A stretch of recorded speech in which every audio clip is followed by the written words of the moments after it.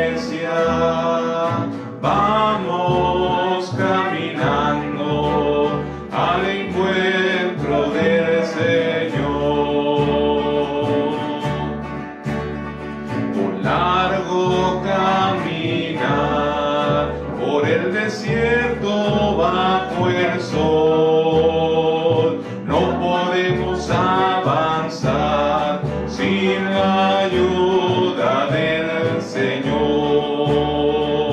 Juntos como hermanos, miembros de una iglesia, vamos caminando al encuentro del Señor.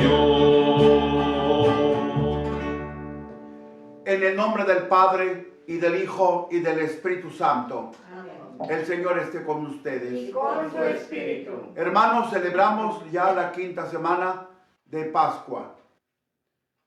Ya hemos notado cómo las lecturas bíblicas, especialmente el Santo Evangelio, nos van preparando a la despedida de Jesús en su ascensión.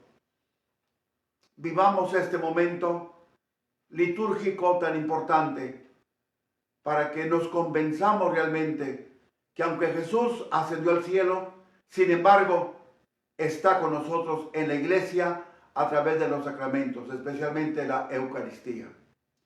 Señor, ten piedad de nosotros. Señor, ten piedad de nosotros. Cristo, ten piedad de nosotros. Cristo, ten piedad de nosotros. Señor, ten piedad de nosotros. Señor, ten piedad de nosotros.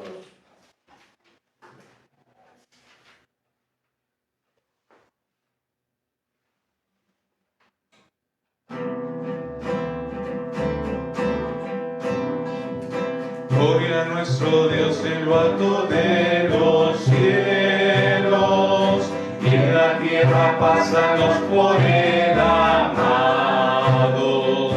Gloria a nuestro Dios en lo alto de los cielos, y en la tierra pasan los por él amados. Señor, te alabamos, Señor, te bendecimos, todos te adoramos, gracias por tu inmensa gloria. Gloria a nuestro Dios en lo alto de los cielos, y en la tierra pasan los por él amados. Tú eres el Cordero que quitas el pecado. Ten piedad de nosotros y escucha nuestra oración. Gloria a nuestro Dios en lo alto de los cielos, y en la tierra pasan los por él amados. Tú solo eres santo, tú solo el Altísimo, con el Espíritu Santo, en la gloria de Dios Padre. Gloria a nuestro Dios en lo alto de los cielos, y en la tierra pasan los por él amado.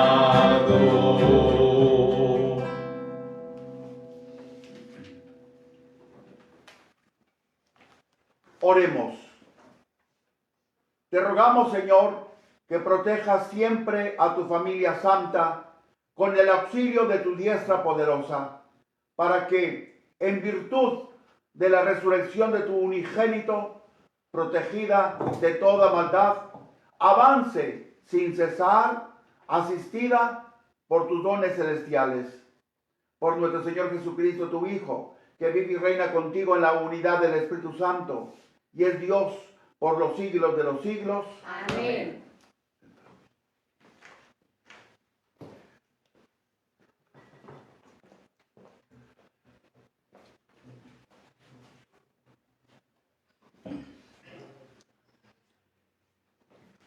La lectura es del libro de los Hechos de los Apóstoles, capítulo 14, versículos 5 al 18.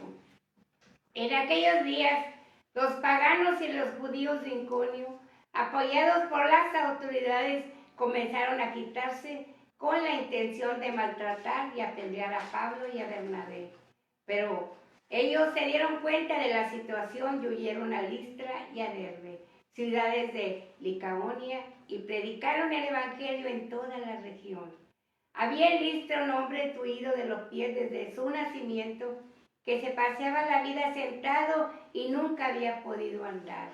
El tuido escuchaba el discurso de Pablo y mirándolo fijamente, advirtió que aquel hombre tenía fe suficiente como para ser curado. Y le ordenó en voz alta: levántate y ponte derecho sobre tus pies. De un salto el hombre se puso en pie y comenzó a caminar. Cuando la gente vio lo que Pablo había hecho, empezaron a gritar en la lengua de Licaonia: dioses en figura de hombres han bajado a visitarnos. Decían que Bernabé era el dios Júpiter y Pablo el dios Mercurio, porque este era el que hablaba. El sacerdote del templo de Júpiter, situado a la entrada de la ciudad, llevó a las puertas unos toros adornados con guirnaldas y junto con la muchedumbre quería ofrecerle un sacrificio. Al darse cuenta de todo esto, los apóstoles Bernabé y Pablo se rasgaron las vestiduras e irrumpieron por entre la multitud gritando: ciudadanos, ¿por qué hacen semejante cosa? Nosotros somos hombres mortales, lo mismo que ustedes. Les predicamos el evangelio que los hará dejar los falsos dioses y convertirse al Dios vivo, que hizo el cielo, la tierra, el mar y todo cuanto contienen. En épocas pasadas, Dios dejó que cada pueblo siguiera su camino, aunque siempre se dio a conocer por sus beneficios, mandando la lluvia, la cosecha a su tiempo, dándoles así comida y alegría en abundancia. Y diciendo estas palabras, consiguieron impedir a duras penas que la multitud les ofreciera un sacrificio. Palabra de Dios. Te alabamos, Señor.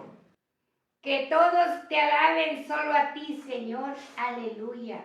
Que todos te alaben solo a ti, Señor. Aleluya. Por nosotros, Señor, no por nosotros, sino por ti mismo. Manifiesta tu grandeza porque eres fiel y bondadoso. Que no nos pregunten los paganos: ¿dónde está el Dios de Israel? Que todos te alaben solo a ti, Señor. Aleluya. Nuestro Dios está en el cielo. Él ha hecho todo lo que quiso. En cambio, los ídolos de los paganos son oro y plata, son dioses hechos por artesanos. Que todos te alaben solo a ti, Señor. Aleluya. Que los llene de bendiciones el Señor, que hizo el cielo y la tierra. El Señor se ha reservado para sí el cielo, y a los hombres les ha entregado la tierra. Que todos te alaben solo a ti, Señor. Aleluya.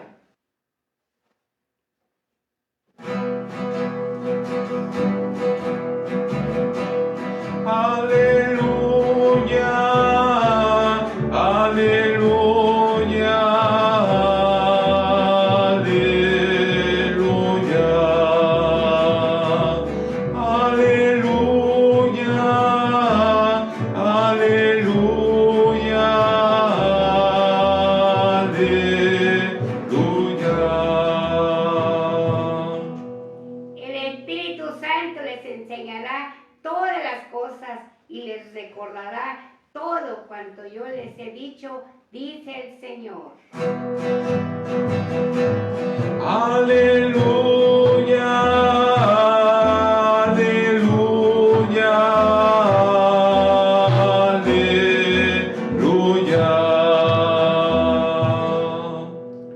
El Señor esté con ustedes. Y con su espíritu. Lectura del Santo Evangelio según San Juan. Gloria a ti, Señor.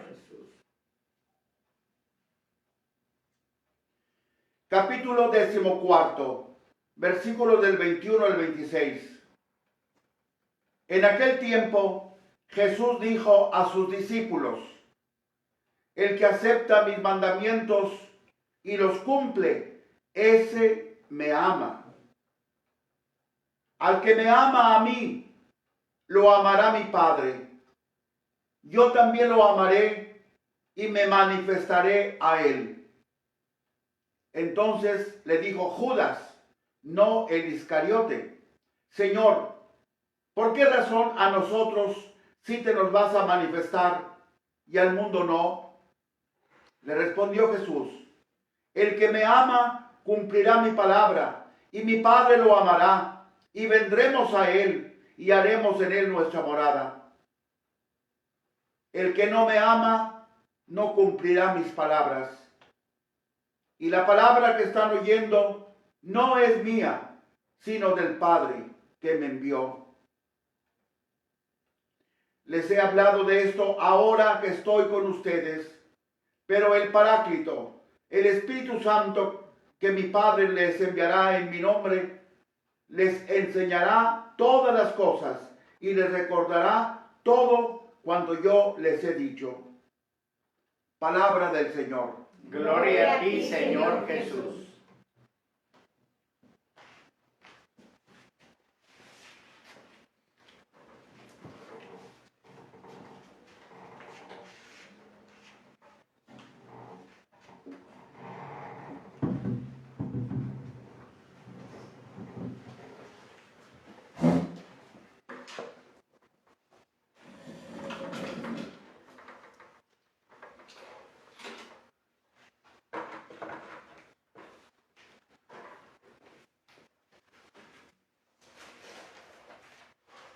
Bueno, hoy nos toca lunes. San Lunes. Además, pues muchas personas de ustedes estarán cansados por la fiesta de ayer, el Día de las Madres. Bueno, pero si alguien todavía nos escucha, bendito sea Dios. Lunes de la quinta semana de Pascua. 11 de mayo del año del Señor 2020.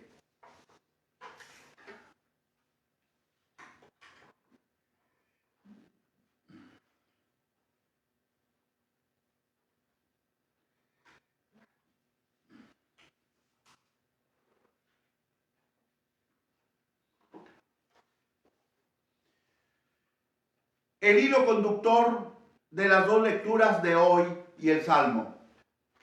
Así sabemos dónde pisamos y podremos desarrollar mejor la homilía. Pablo y Bernabé tratan de revelar a los paganos de Listra la naturaleza divina verdadera de Dios. Primera lectura. Mientras que Jesús trata de convencer a sus discípulos de que el verdadero amor al Padre y a Él, Jesús, se traduce en obediencia a sus mandamientos y se demuestra a la vez ese amor a través de la obediencia, y la obediencia demuestra que hay amor. Pero una cosa es ejecutar órdenes, otra cosa es obedecer. En el ejército se ejecutan órdenes, quieras o no quieras. Esa es la diferencia. En cambio, la obediencia es espontánea, porque se ama a la persona que manda.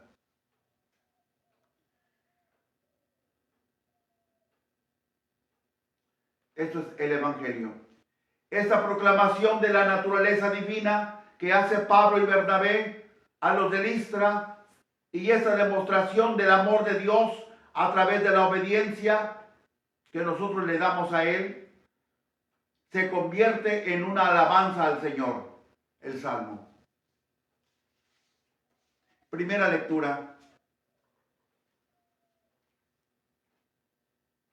La narración de la curación realizada por Pablo nos es presentada siguiendo el esquema paralelo entre el Evangelio y los Hechos de los Apóstoles. Es decir, tenemos 3 milagros de curación de un paralítico.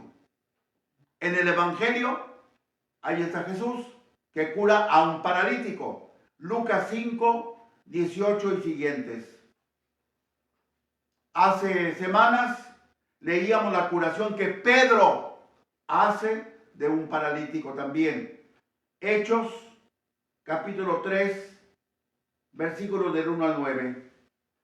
Pero también hizo otra. Pedro hizo dos. Hechos 9, 32 al 35. Así que ya va Jesús, que hace el milagro de la curación de un paralítico. Pedro, que hace la curación de un paralítico. Pablo, la lectura de hoy, cura a un paralítico. Hechos 14, del 8 al 10. ¿Por qué 3 veces se menciona la curación de un paralítico? Interesante, vamos a verlo. Esto inmediatamente salta a la vista que fue escrito a propósito, casi. Nada en particular que el esquema elegido para la presentación de cada uno de los 3 milagros de la curación de un paralítico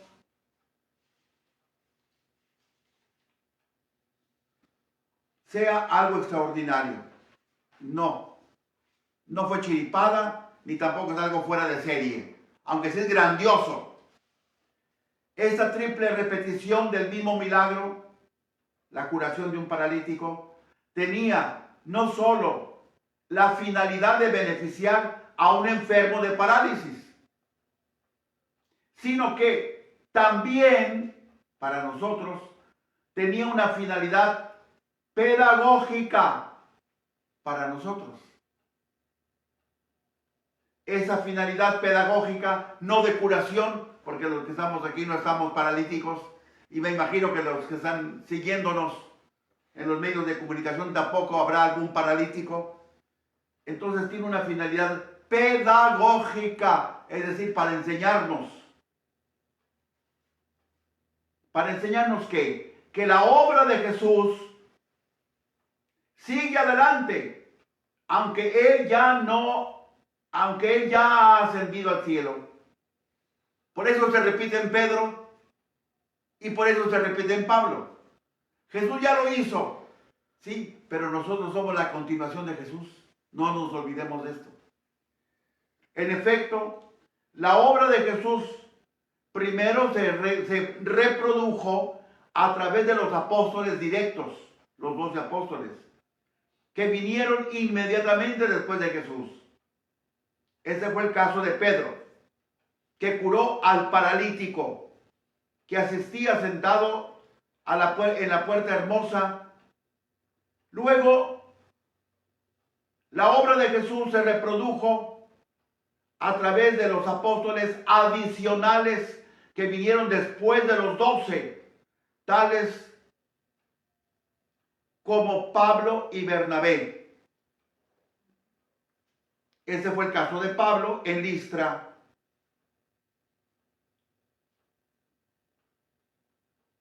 Y así siguieron y siguen la obra de Jesús los que vinieron después, por ejemplo, los diáconos. Esteban hacía milagros. Felipe bautizó al eunuco, etc. Ven cómo Cristo sigue presente en su iglesia a través de sus discípulos y sus apóstoles. Y así siguieron y siguen la obra de Jesús a través de las generaciones que han pasado a lo largo de estos 2000 años de cristianismo a favor de nuestros hermanos. Entonces, la obra de Cristo, que la tomamos como punto de partida, el milagro de la curación de un paralítico, Jesús, no podemos decir, la repite Pedro. No, Pedro la hace extensiva a lo largo de la historia. Cristo no necesita repetirse. Luego, la va a extender también a lo largo de la historia Pablo. Pablo no fue de los 12, pero vino inmediatamente después de los 12. Luego vendrán los diáconos, también hicieron milagros. Ahí está Cristo, en ellos haciendo milagros. No es la persona el que hace el milagro, es el Señor a través de aquella persona. Y así podríamos repasar toda la historia de la iglesia en 2000 años. Miles y miles y miles y miles de santos que hacen milagros. Pero en realidad no son ellos. Es Cristo que obra en ellos. Y Dios Padre que sigue obrando en Cristo Jesús. Y todo en miras al hermano. Cuidado. Porque todos podemos tener la equivocación del pecado de soberbia, de egoísmo y de ostentación. Esto fue muy común en los años, qué sé yo, 60, 70 y 80 todavía. Y todo el mundo haciendo milagros y vengan a poner las manos y esto y lo otro. Y si no te caes te empujo para que te caiga. Oye, ¿qué circo es ese? Ese es no conocer la teología del milagro. Es Dios Padre que sigue obrando a través de Cristo. Es Cristo que sigue obrando a través de la gente. Pero Dios Padre, ¿para qué hace milagros? ¿Para que nos deje con la boca abierta? No, para favorecernos. Cristo, ¿por qué hace milagros? ¿Para dejarnos con la boca abierta? No, para favorecernos. Nosotros también tenemos que seguir prestándonos a la acción de la Santísima Trinidad para nosotros ostentarnos ante la gente, no para favorecer a la gente.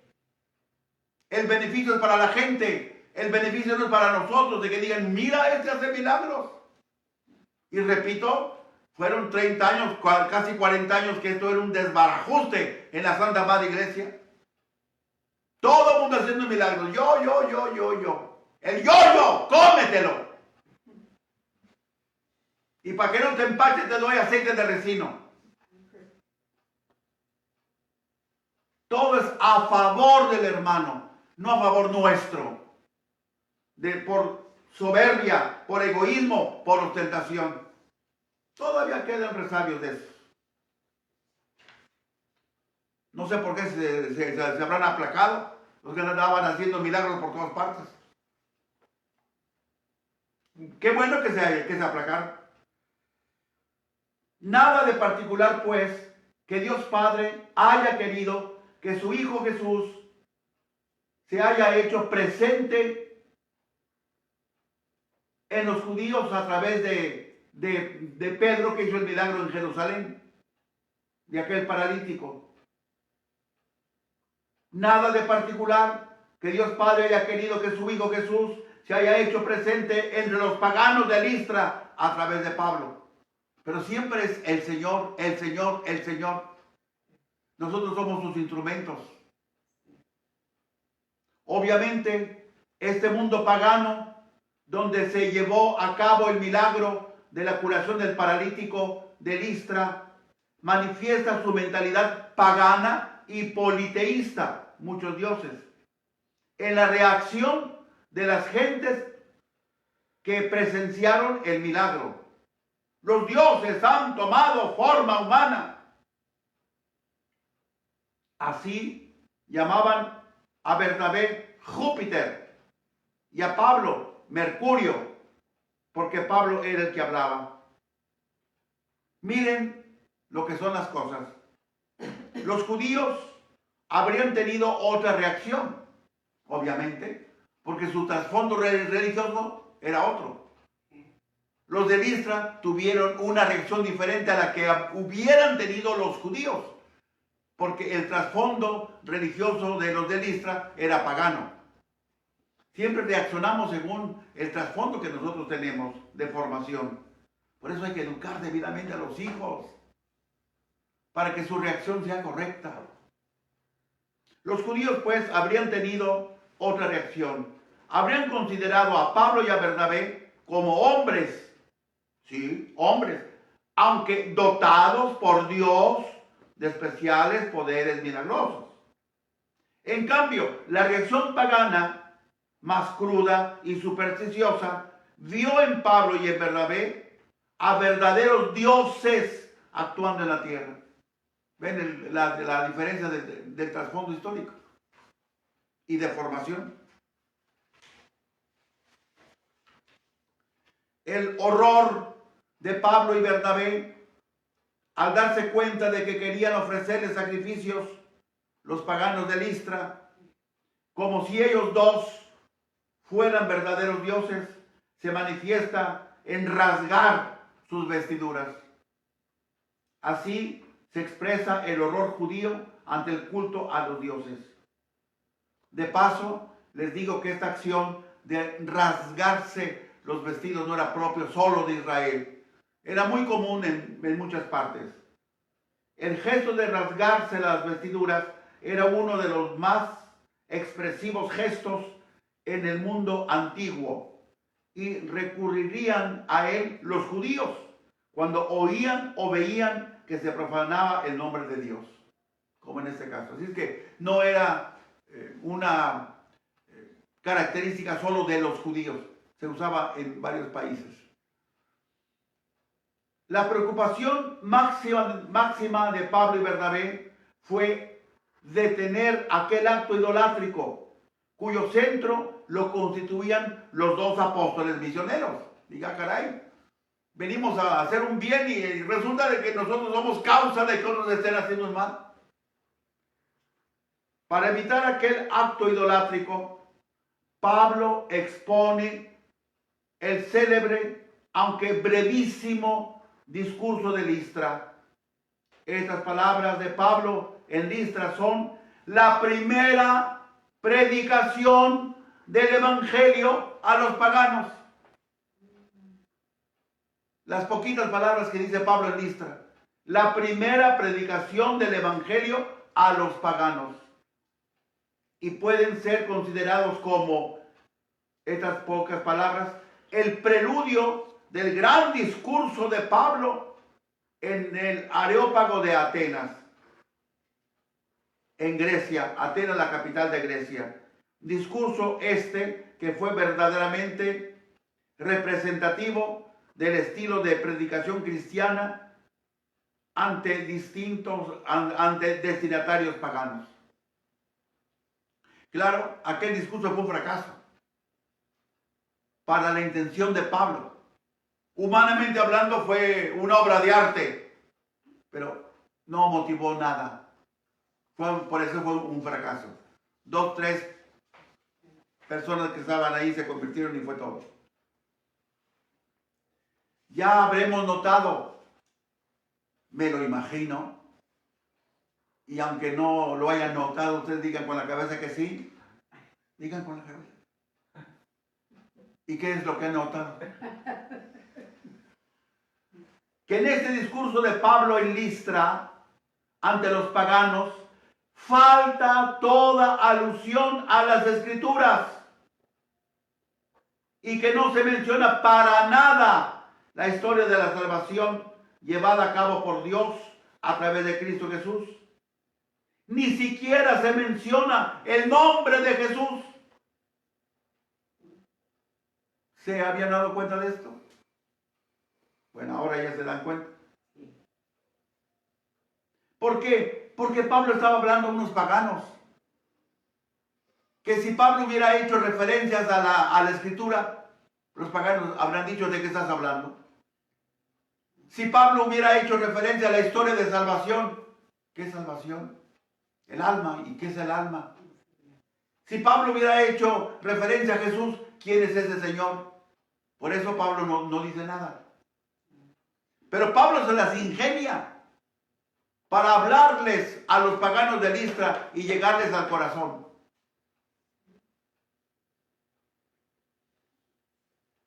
En su discurso a los paganos de Listra, Pablo comienza por afirmar la igualdad humana de ellos dos, Pablo y Bernabé, con la gente que estaba presenciando aquellos hechos y que estaban oyendo las intenciones de unos y de otros. ¿Ven? Pablo llega hasta allí. ¡Hey! Cálmenla. Nosotros somos tan humanos como ustedes. Se habrán quedado asustados. ¿Cómo? Siendo ustedes humanos, hacen esos milagros. pero no habla nada directamente de Jesús. No habla nada directamente de la Escritura. No habla nada directamente de la historia de la salvación. Lo mismo que había hecho Pedro en la curación del paralítico. Hechos 3, del 1 al 26. Después de este milagro, después de ver a aquel hombre paralítico que no soltaba de la mano ni a Pedro ni a Juan, y que siempre andaba con ellos, y que andaba brincando, y que andaba glorificando a Dios, y andaba haciendo hasta lo que no. Solo le faltó echar maromas. La gente empezó a quedarse admirada de Pedro y de Juan. Inmediatamente la reacción de Pedro y de Juan, ¿cuál fue? ¡Ey! Es el Señor, no nosotros. Alguien de nosotros habría dicho, bueno, es que Diosito me quiso que yo hiciera el milagro. Bueno, pues hágase eso que esa es humildad de garabato, hombre. Volviendo al caso de Listra, San Pablo a continuación expone un artículo fundamental de la fe judía, que está en los versículos del 15 al 17. 15, inciso B. Dice así: les predicamos el Evangelio, que los hará dejar los falsos dioses y convertirse al Dios vivo, que hizo el cielo, la tierra, el mar y todo cuanto contienen. En épocas pasadas, Dios dejó que cada pueblo siguiera su camino, aunque siempre se dio a conocer por sus beneficios, mandando la lluvia y la cosecha a su tiempo, dándoles así comida y alegría en abundancia. O sea que muy de soslayo, Pablo habló de Dios, pero sin especificar a Jesús. Dios, bueno, ellos creían en dioses, bueno, pues aquí yo les hablo también de mi Dios, pero Él es el Dios vivo, el que da la vida a la tierra, el que nos da el alimento y la alegría. Ven, ya Pablo pone a esa gente pagana en un camino recto, seguro, que tiene que ir a desembocar en la fe. Pero no habla directamente, fíjense en eso.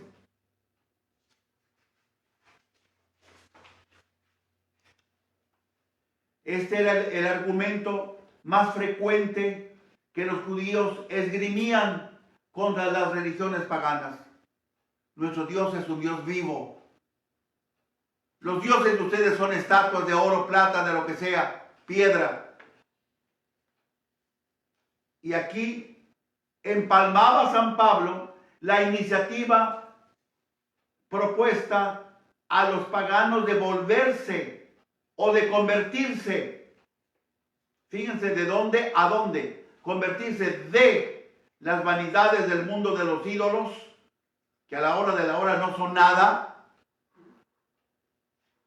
Convertirse al Dios vivo, que por ser tal es también el dador de la vida. Hechos 17, 25. Juan 6, 57. Juan 10, 10. En este Dios, dador de la vida, se anuncian dos cosas importantes. Dios ha permitido que los paganos hayan caminado por sus propios caminos, teniendo en cuenta la excusa de su ignorancia. Claro, si no conocen al verdadero Dios, ¿cómo pretenden caminar hacia Él? No obstante, se ha manifestado suficientemente a ellos, a los paganos, a través de los fenómenos de la naturaleza.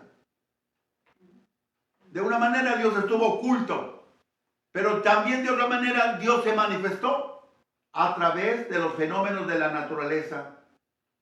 Las lluvias, las cosechas, el alimento, la alegría, que es una sustitución por la palabra vino. Así, el verdadero Dios se ha dado a conocer como bienhechor del hombre, a través de la lluvia, a través de las cosechas, de la que depende la comida, tanto la fecundidad que deja la lluvia como la cosecha. ¿Por qué? Porque se logró lo que se había sembrado. Y también a través de la alegría. Ya dije, es una palabra sustituta a la palabra vino, pero tenemos la palabra vino en varios pasajes de la Escritura. Uno de ellos, para no hacerme largo, el Salmo 103, en algunas Biblias, en otras Biblias estará en el Salmo 104, pero es el mismo Salmo. De los versículos 13 al 15, donde se habla del vino que recrea al hombre. Recrear. Lo alegra. Como también a través de las demás bendiciones de la naturaleza, que también son obra de este Dios de vida. ¿Ven? San Pablo no habla directamente de Dios, pero lo da a entender, apenas está abriendo camino. No se puede hacer una carretera por medio monte. Hay que rebajar el monte, hay que rebanar el monte, hay que emparejar el monte, hay que hacer tantas cosas. Luego vendrá el asfalto. Así está haciendo aquí Pablo. Primero está quitando paredes, piedras, rocas, rellenando. Volvemos a repetir que resulta sorprendente que las palabras de Pablo no mencionen para nada, ni siquiera de paso, a Jesús.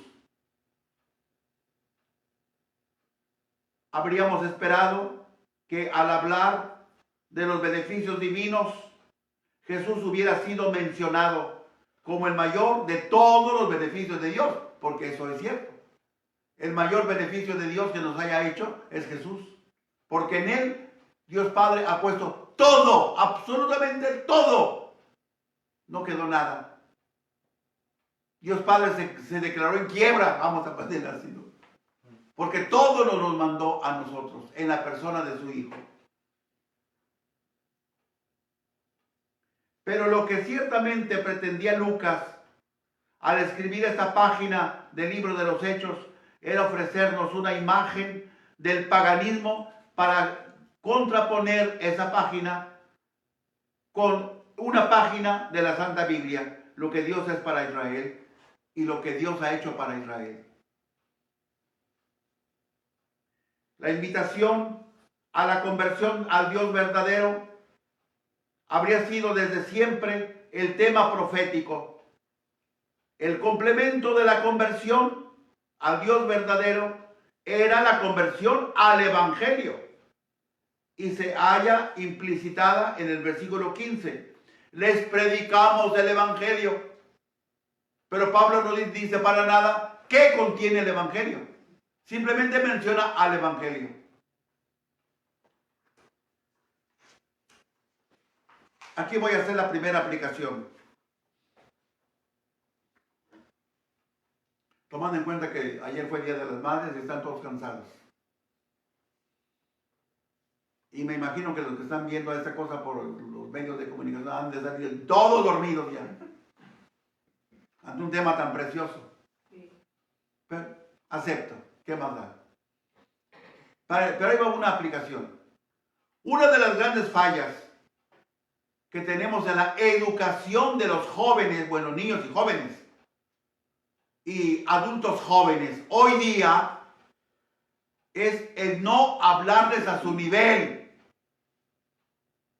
Y no les hablamos a su nivel porque la familia está desbaratada. Los padres no conocen a sus hijos. Los hijos no conocen a sus padres. No conviven. Duermen en la misma casa. Los hogares se han convertido solo en moteles. Pero en la casa no se convive. ¿Cómo se van a conocer los padres? ¿Cómo van a conocer los padres a los hijos? ¿Cómo van a conocer los hijos a los padres? Si no conviven. Llegan a comer o llegan de la escuela y llegan con el chismito ese del Facebook. Y la mamá ya hablando como loca y el chiquillo acá, perdido acá en su asunto. No se convive. ¿Cómo se van a conocer? El niño es un misterio. Un misterio. Cada día cambia. Y no cada día, varias veces al día está cambiando el niño, el jovencito, el joven adulto. Miren Pablo cómo se acomodó a hablarle a los paganos. Los paganos no protestaron contra Pablo. Estaban entendiendo lo que Pablo decía. Pero yo me imagino que estarían admirados. ¿Qué más sigue? ¿Qué más sigue? ¿Qué más sigue? Pablo agarró el rumbo. Y ese es un defecto enorme de las familias modernas, mis buenos hermanos. Hay excepciones, siempre habrá excepciones, y magníficas, extraordinarias. Y ojalá las familias de ustedes sean esa excepción. ¿Cómo van a cambiar a los hijos? Si no les hablan a un nivel en que el hijo puede entender. Si no les hablan a un nivel en donde el hijo pueda razonar lo que les están diciendo. O una de dos, o se pasan de tueste, están hablando allá como si fuera, quién sé yo, Agustín Lara, vamos a poner. O les están hablando tan bajito, que no se están dando cuenta que su niño ya no es niño.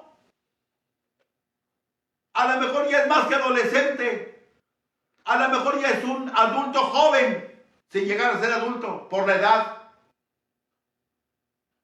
El número de años es un número.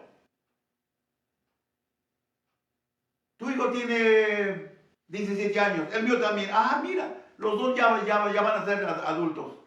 A lo mejor uno de los dos es como si tuviera 13 años y el otro como si ya tuviera 21 años. Eso del número es una cosa sofisticada.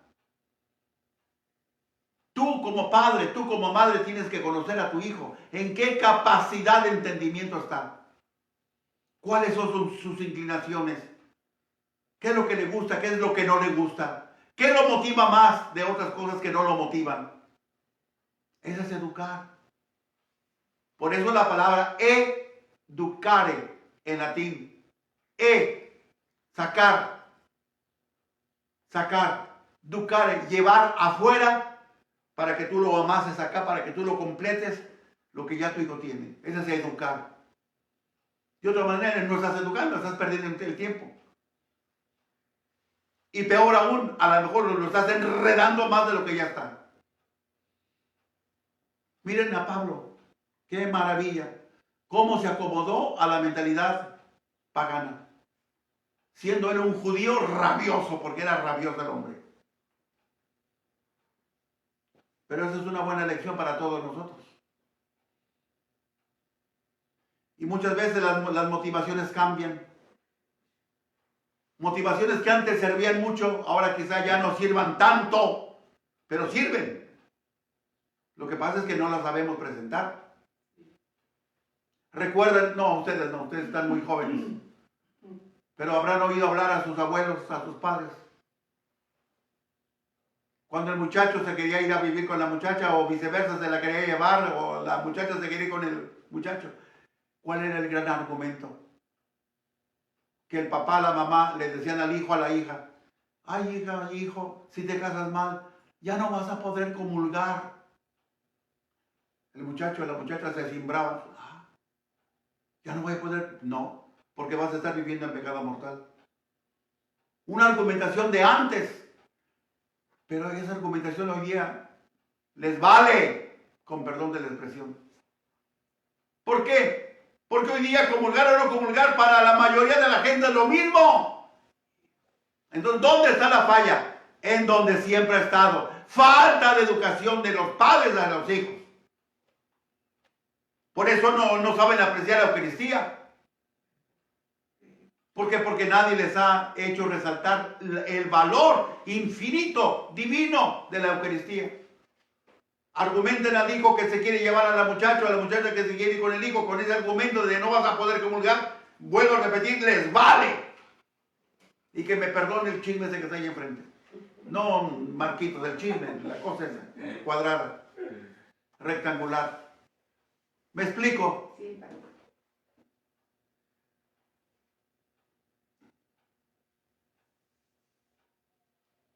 Hay que tener mucha sagacidad para hablar con las demás personas. Hay que tener, además de sagacidad, hay que tener sobre todo amor. Porque si no hay amor, un grito basta. No, fíjate que a veces el grito destruye más. A veces sí. Si tu hijo está cruzado de cabra, pues a lo mejor sí el grito le va a ayudar, pero yo creo que no hay persona humana cruzada de cabra. Bueno, madre mía, apenas voy a la mitad y miren en dónde va el tiempo. El Evangelio, esto no lo podemos dejar ni a patadas. Es un encanto. Como todo el Evangelio de Juan, pero todo el Evangelio sea del que sea. Los creyentes son amados por Dios Padre. ¿Por qué? Porque el amor de los discípulos por Jesús, amor demostrado a través de la obediencia, une a los discípulos de Jesús al Padre. Y a través de Jesús, los discípulos de Jesús participan, es decir, tienen parte en el amor del Padre por su Hijo Jesús. Dios ama al Hijo, a su Hijo divino. Y el que ama al Hijo, pues se le pega al Hijo. ¿Y qué pasa? Pues que de paso, el Padre Dios también te ama a ti.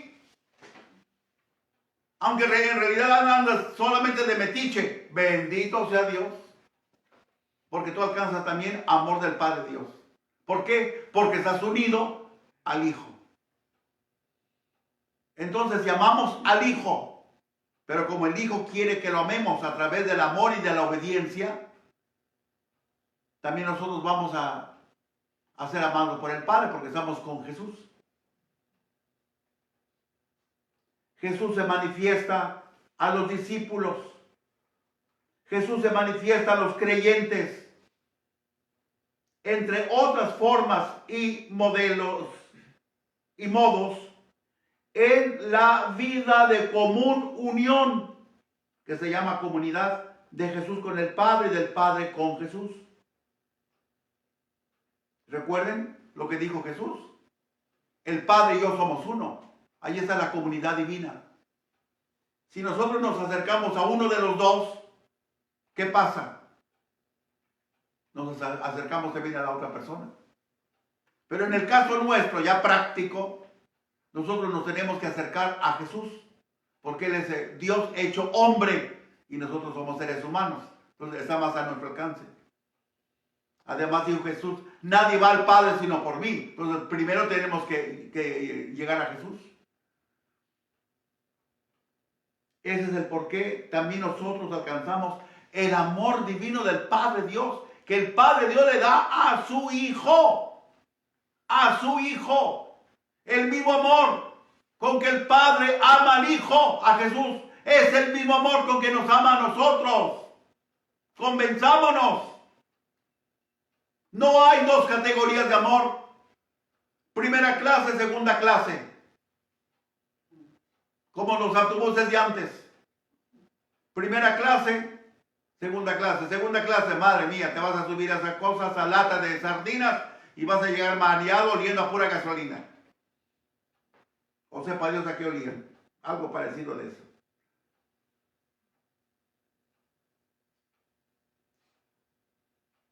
Pero en medio de esta alegría grandiosa, que Dios me ama a mí, porque estoy pegado a Jesús,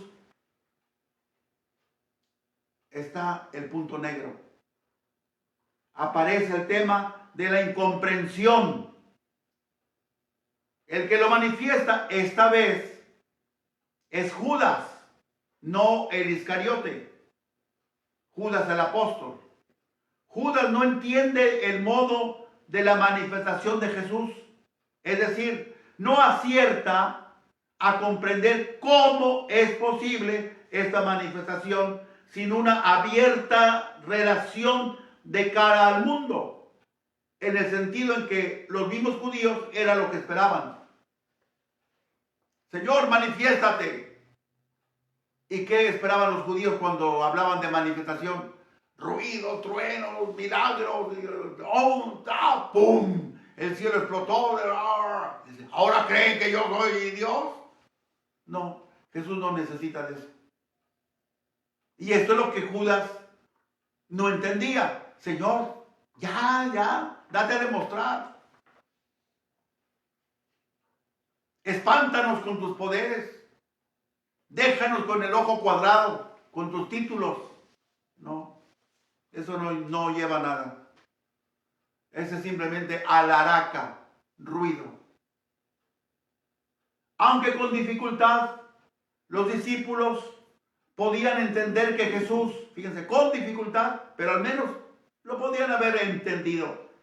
Durante su ministerio terreno, que Jesús hubiera tomado una apariencia externa, humilde, y como consecuencia que su persona hubiera logrado solo la indiferencia o el rechazo. Con razón, Señor, nadie te quiso, todo el mundo te rechazó porque tú no quisiste lucirte. Jesús no vino a eso. Jesús vino a salvarnos. Jesús vino por nosotros, no para Él. Lo mismo que les decía en la explicación de la otra lectura. Dios se valió de su Hijo para los milagros. Dios se valió de los apóstoles, los 12, y Cristo Jesús también para seguir haciendo milagros. La otra generación, todo. Ahora, llegamos ahora acá. Después de 2000 años ya como que perdimos el caminito de la cadena. ¿No? Yo soy el que ha comido. Oh, ve con aquella madame, te va a poner las manos y wow. Circo Hermanos Vázquez. Para los de aquí, para los de allá, de México. Circo Ataide. ¡Qué vergüenza! ¡Qué vergüenza! Cristo no vino a hacer ostentación de sí mismo. Cristo vino a salvarnos. El motivo de su venida fuimos nosotros, no Él. Por eso este hombre está perdido. Judas.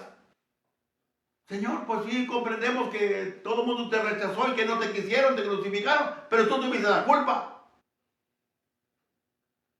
Porque nunca te manifestaste como lo que tú eras. Rey de reyes. Hijo de Dios. Tú te manifestaste en la sencillez de la carne humana. Así es que no llores, tú tienes la culpa. Pero es que Jesús no vino para que nosotros admiráramos a Él. Él vino para salvarnos a nosotros. Nosotros somos el objeto de su venida.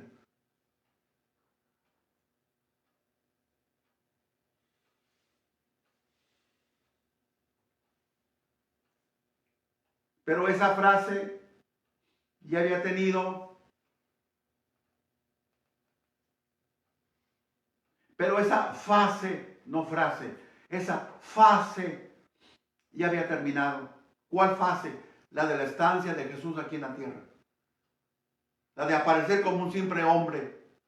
Entonces ahora Judas está esperando. Señor, ahora tú ya empiezas a hablar de tu glorificación. Entonces ahora sí ya es cuando te vas a manifestar con rayos, truenos y centellas. Para dejar a tus enemigos tirados en el suelo. Estaba ansioso este hombre, Judas, por la manifestación. Jesús. Entonces, ¿por qué Jesús sigue encubierto en la humillación humana? Ahí está el pobre metido en la Eucaristía. ¿Quién ve en la Eucaristía la gloria de Dios? A lo mejor el Papa, a lo mejor el señor obispo, a lo mejor el señor obispo auxiliar, los demás, ni fu ni fa. Señor, al menos que la hostia brinque, baile y dé maromas y solita se me mete a la boca. Algo extraordinario. No. Repito, Él no vino para lucirse, Él vino para salvarnos.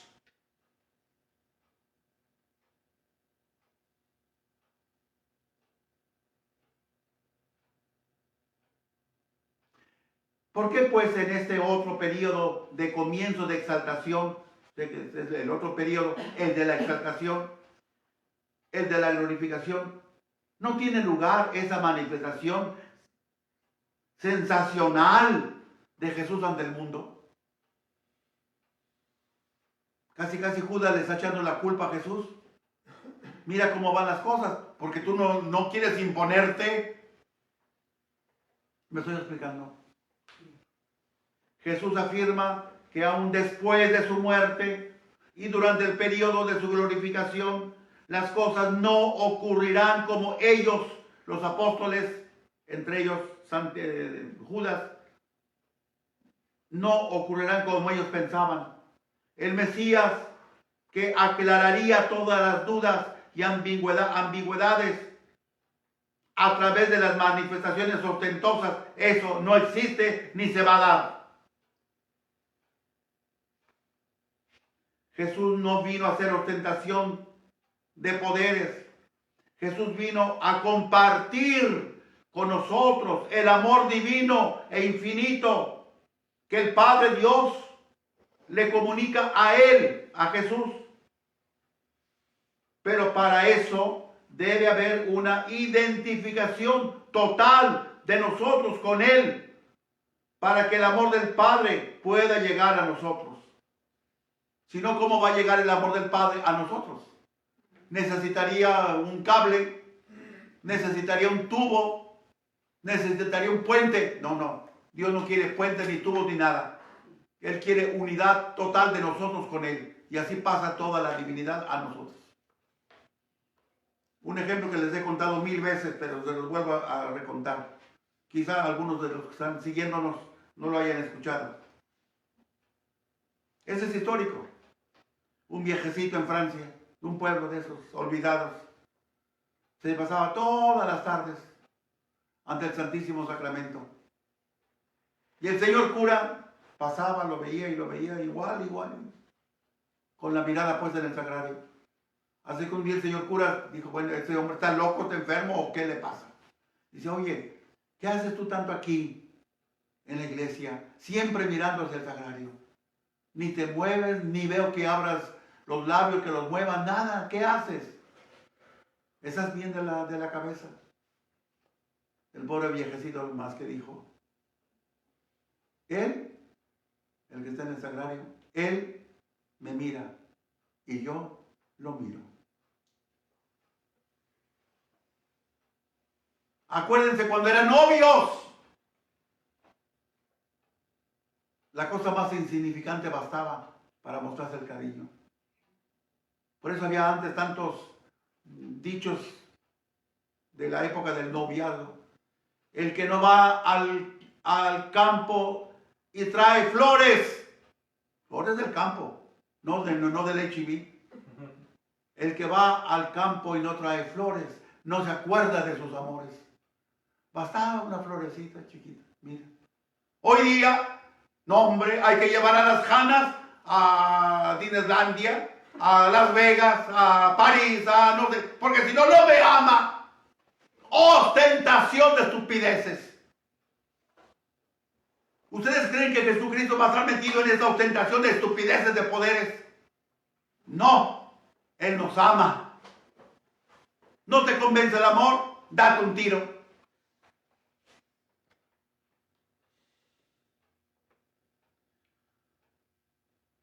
La fe seguirá siendo invisible a sí misma. La presencia del Padre y del Hijo no aparecerá rodeada de milagros ni de sensacionalismos.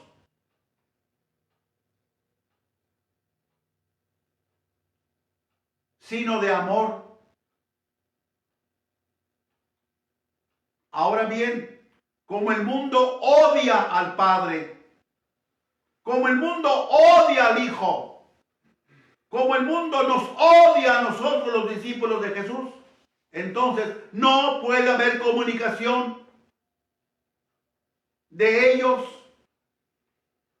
ni de nosotros con el mundo. Judas, ahí está la respuesta que tú querías. Juan 15, 18 y 19. Ahí está la respuesta, Judas. ¿Por qué no te manifiestas, Señor, al mundo? porque el mundo me odia. Tonto, ¿no te has dado cuenta? Y de paso, el mundo te odia también a ti.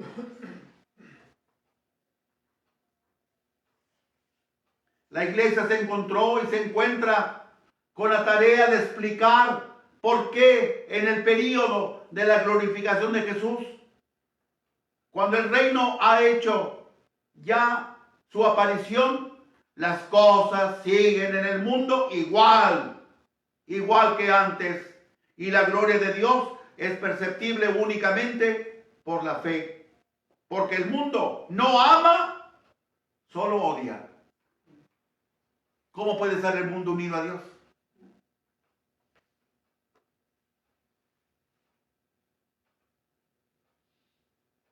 Pero esa tonta ilusión nuestra de la ostentación y el ruido y el esto y el otro, yo creo que no nos lo van a quitar ni después de muertos. Una X persona me lo dijo a mí aquí en esta iglesia: padre, ¿no cree que las misas católicas son bien aburridas? Por eso la gente no va a misa. Aburridas. ¿No se ha dado cuenta que cada vez más los protestantes tienen más y más y más y más gente? Porque siempre hay alguna cosa nueva. Como ellos no tienen sagrario, ponen atrás, al fondo, toda la orquesta, coros de orquesta y todo lo que sea, y venga y haga. Así se convierte en una ceremonia disque religiosa, en un show religioso, pero no va a pasar de show, hermano. No te hagas ilusiones. Me dice pues esta persona, dice, bueno, vale, yo sé que estoy exagerando, pero para que capte lo que yo quiero decirle, ¿por qué no entra un día desde atrás, brincando, haciendo maromas en el aire? El domingo siguiente va a estar lleno, porque la gente decía, mira, ahora el domingo pasado el padre echó maromas, ahora a ver qué va a hacer. Esa es la ostentación que todos queremos. Y que el tonto de Judas, aunque sea apóstol, tonto, con mis respetos, pero tonto al fin y al cabo, era lo que pedía de Jesús: Señor, échate unas maromitas al aire, para que convenzas a la gente que tú flotas en el aire y que no te va a pasar nada. No. El que me quiera seguir, el que quiera estar unido a mí, que lo haga a través del amor. Pero el amor se demuestra en la obediencia. A mí no me pican los ojos. Ni la persona que se cree más ducha me va a picar los ojos. Y si le doy tiempo a que se arreglen las cosas en esta vida, el día del juicio nos veremos la cara. Ahí nadie va a pasar.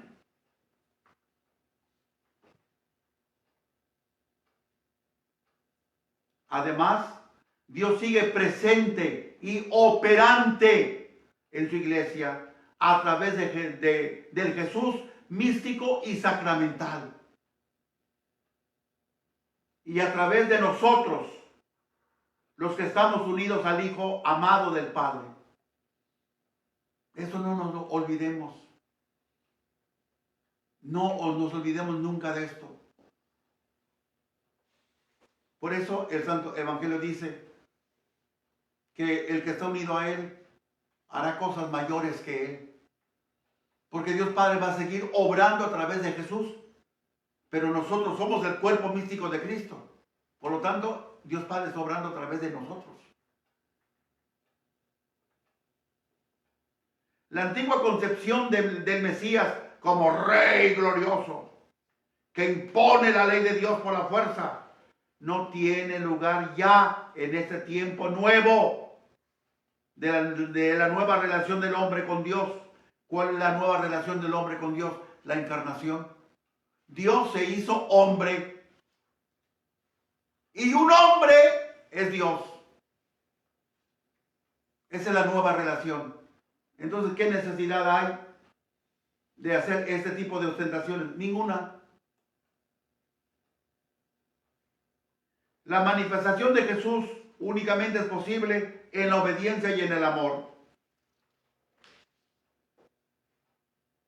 Y nuestra unión con Él y con el Padre tiene que ser de igual manera.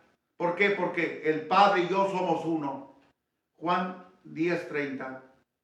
Por eso Jesús, glorificado, solo se manifiesta a los creyentes y no al mundo, ya que el mundo ni obedece a Dios y menos aún lo ama. O sea, es una manifestación sin cable, es una manifestación sin pantalla, es una manifestación sin antena, es una manifestación sin ondas de radio, es una manifestación sin puente. Es una manifestación a través del amor. Pero para eso tenemos que estar unidos al hombre que es Dios, al Dios que se hizo hombre. Jesús, sus discípulos y el Padre formamos un círculo de amor y de obediencia que es posible únicamente cuando existe ese mutuo conocimiento y ese mutuo amor. Última hoja para que ya no se martiricen más. Pero miren todo lo que sale cada día. Todo lo que sale cada día.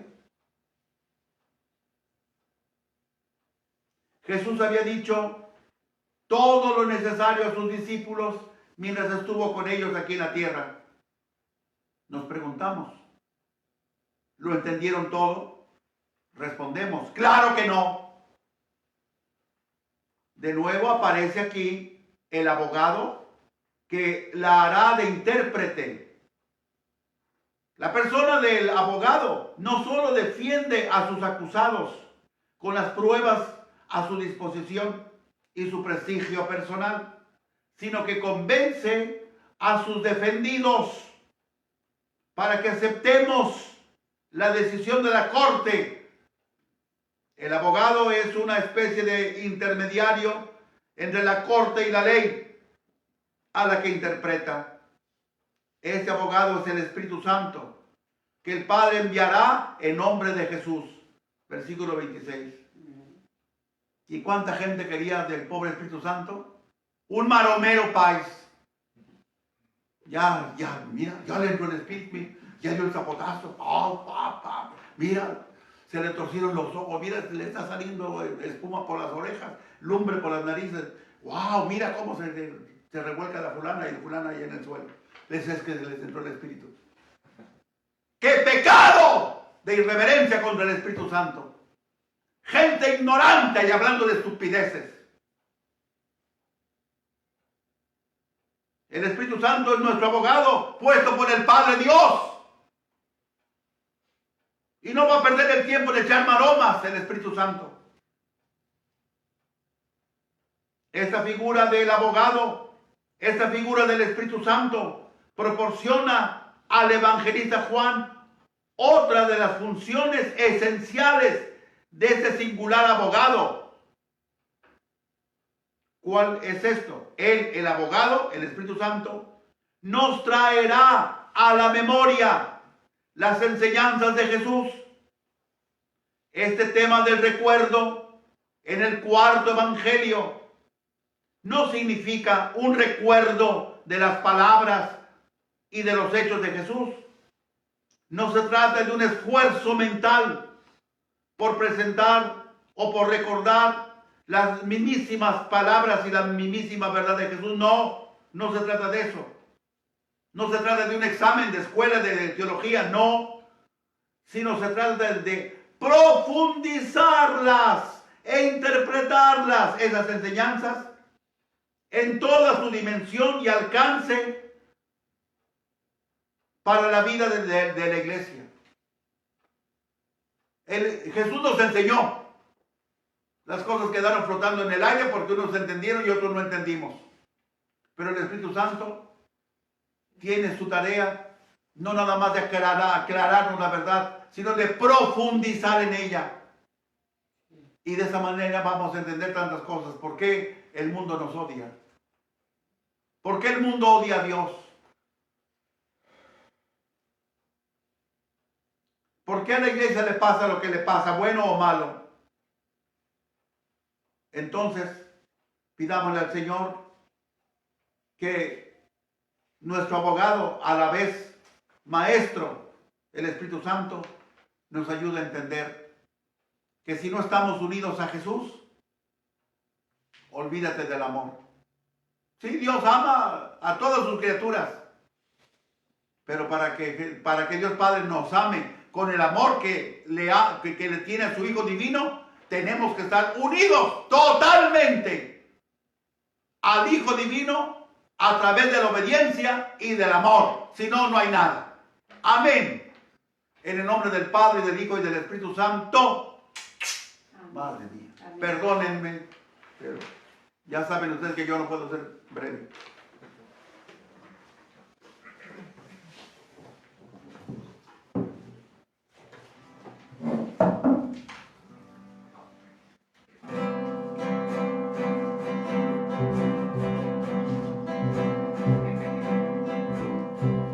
Hemos entregado nuestras vidas al Señor. No hay mayor bendición que ser de Él. Hemos entregado nuestras vidas al Señor y Él ahora nos da su vida eterna. Bendito sea Señor por este pan, fruto de la tierra y del trabajo del hombre. Bendito sea Señor por este vino que hemos recibido de tu amor y bondad. Hemos entregado nuestras vidas al Señor. No hay mayor bendición que ser de Él. Hemos entregado nuestras vidas al Señor y Él ahora nos da su vida eterna. Bendito sea Señor por este pan, fruto de la tierra y del trabajo del hombre. Bendito sea Señor por este vino que hemos recibido de tu amor y bondad. Ahora, Señor, te presentamos el pan y el vino que tú convertirás en el cuerpo y sangre de tu Hijo Jesús, pan de vida y bebida de salvación. Bendito sea Señor por este pan, fruto de la tierra y del trabajo del hombre. Bendito sea Señor por este vino que hemos recibido de tu amor y bondad.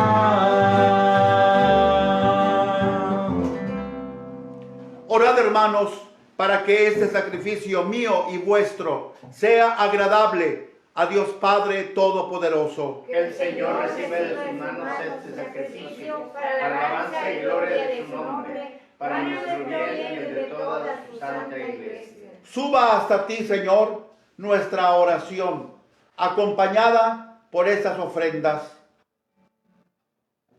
para que, purificados por tu bondad, nos dispongas para celebrar el sacramento de tu inmenso amor, por Jesucristo nuestro Señor. Amén. El sacramento de tu inmenso amor. La Eucaristía. Y pensar que lo primero que les quitan a los católicos que dejan de ser católicos y se hacen protestantes, lo primero que les quitan es la sublimidad del amor de Dios en la Eucaristía. Porque los protestantes no tienen Eucaristía, entiéndanlo.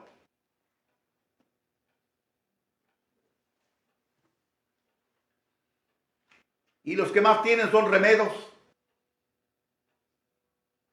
obleas, copitas de jugo de uva, quién sé qué, y ay, no es ninguna Eucaristía. ¿Cómo te unes con los apóstoles? Nosotros estamos unidos con ellos a través de la sucesión apostólica. Ellos la interrumpieron. Bueno. ¿Sigo o mejor les doy aquí el changazo? ¿No sigo?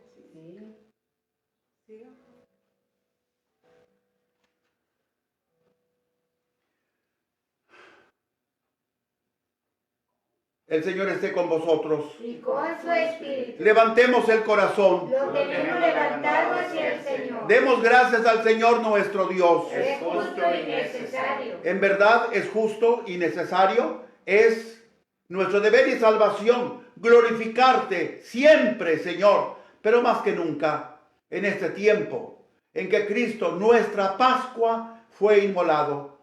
Porque Él, con la oblación de su cuerpo en la cruz, llevó a plenitud los sacrificios de la antigua alianza, y al entregarse a ti por nuestra salvación, quiso ser al mismo tiempo sacerdote, víctima y altar. Por eso, con esa efusión de gozo pascual, el mundo entero se desborda de alegría, y también los coros celestiales, los ángeles y los arcángeles cantan sin cesar el himno de tu gloria.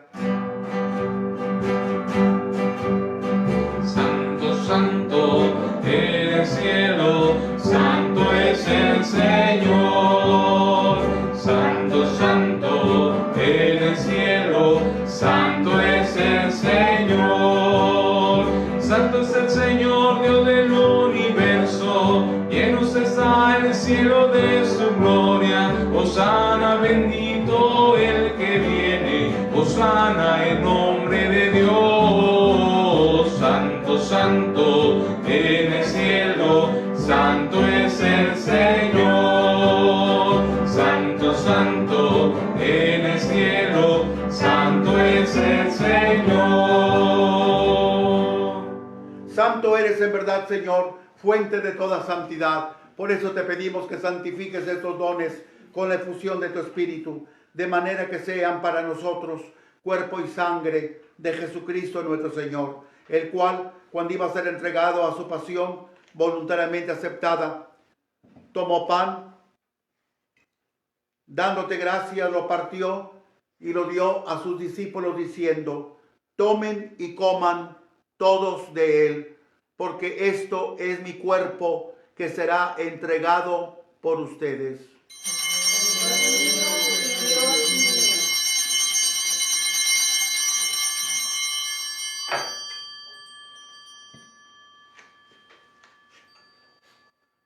Del mismo modo, acabada la cena, tomó el cáliz y dándote gracias de nuevo, lo pasó a sus discípulos diciendo: tomen y beban todos de él, porque este es el cáliz de mi sangre, sangre de la alianza nueva y eterna, que será derramada por ustedes y por muchos para el perdón de los pecados. Hagan esto en conmemoración mía. Señor mío y Dios mío.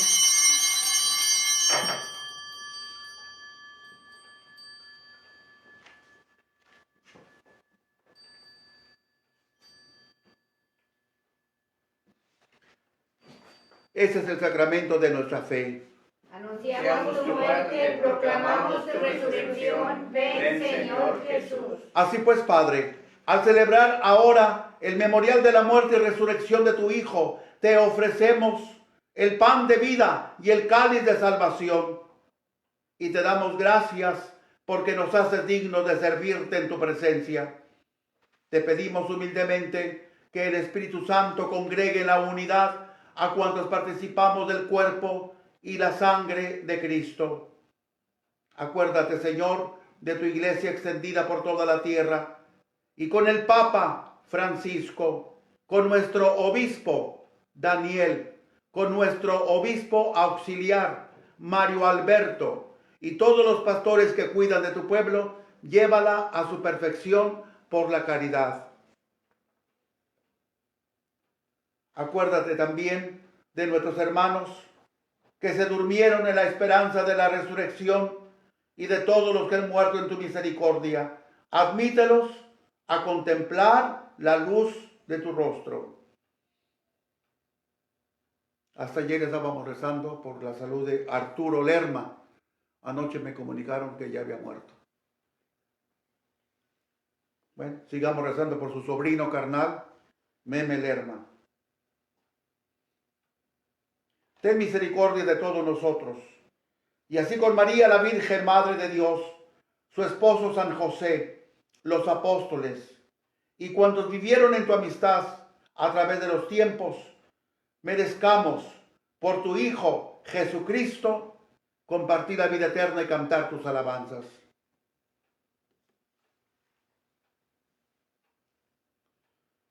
Por Cristo, con Él y en Él, a ti Dios Padre Omnipotente, en la unidad del Espíritu Santo, todo honor y toda gloria por los siglos de los siglos. Amén.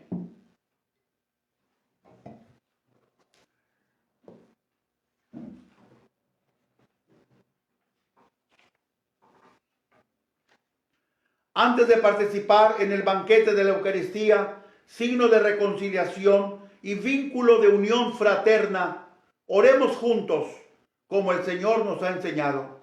Padre nuestro, que estás en el cielo, santificado sea tu nombre, venga a nosotros tu reino, hágase tu voluntad en la tierra como en el cielo.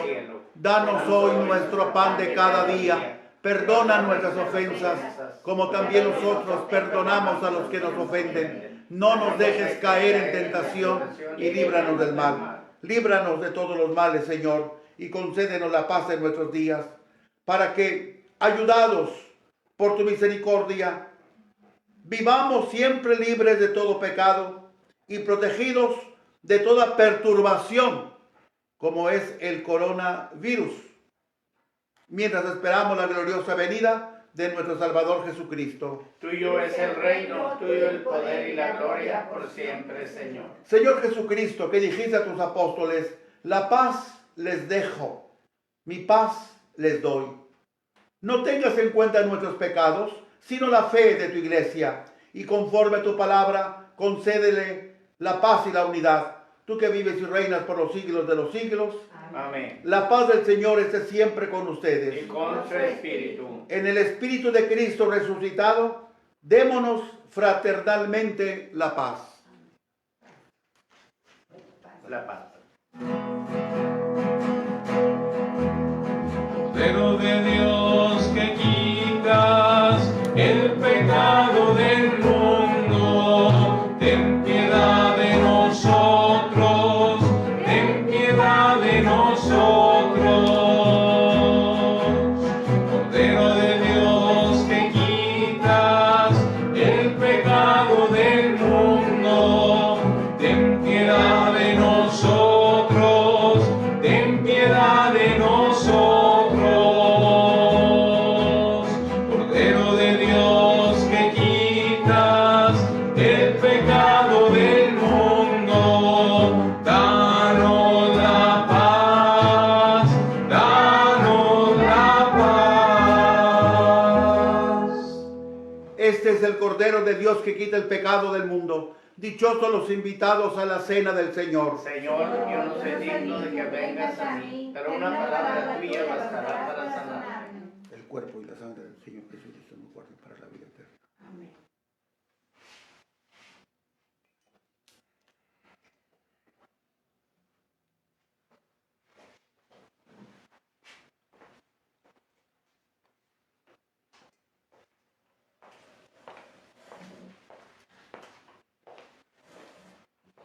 El cuerpo y la sangre de Cristo. Amén. El cuerpo y la sangre de Cristo.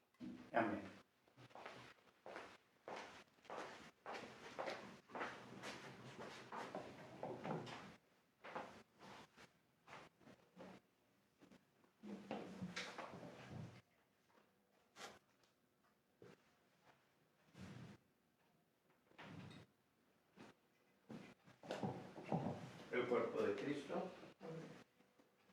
El cuerpo de Cristo. Amén. El cuerpo de Cristo. El cuerpo de Cristo. Escóndete en la mano del Señor y deja que su amor llene tu vida. ¿Y quién podrá alejarte de su mano de poder? Ni el mal, ni el hombre, ni nada creado. Escóndete en la mano del Señor y deja que los ríos y los vientos destruyan lo que encuentren a su paso. Pero tranquilo, tú estás en las manos de Jesús. ¿Quién me separará de ti? ¿Quién me separará de ti? Si yo en tu mano me escondí. ¿Quién me separará de ti? ¿Quién me separará de ti? ¿Quién me separará de ti? Si yo en tu mano me escondí. ¿Quién me separará de ti?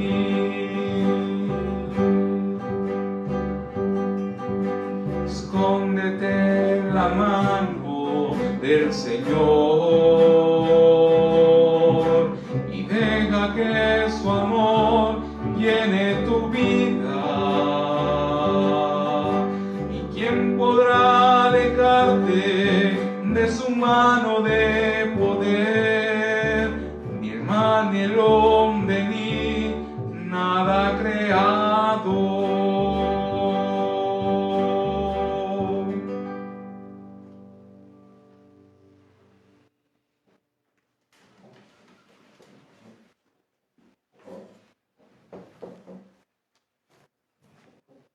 Oremos. Dios Todopoderoso y Eterno, que por la resurrección de Cristo nos has hecho renacer a la vida eterna. Multiplica en nosotros el efecto de este sacramento pascual e infunde en nuestros corazones el vigor que comunica este alimento de salvación. Por Jesucristo es nuestro Señor. Amén. El Señor esté con vosotros. Y con su espíritu. La bendición de Dios Todopoderoso, Padre, Hijo y Espíritu Santo, descienda sobre vosotros y permanezca para siempre. Amén. Podéis ir en paz, la Santa Misa ha terminado. Demos gracias a Dios.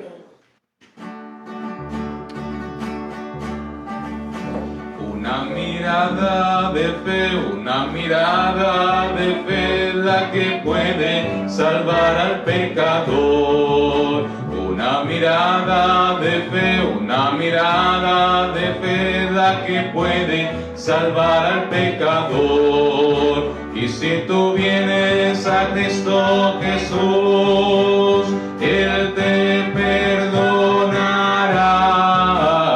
porque una mirada de fe es la que puede salvar al pecador.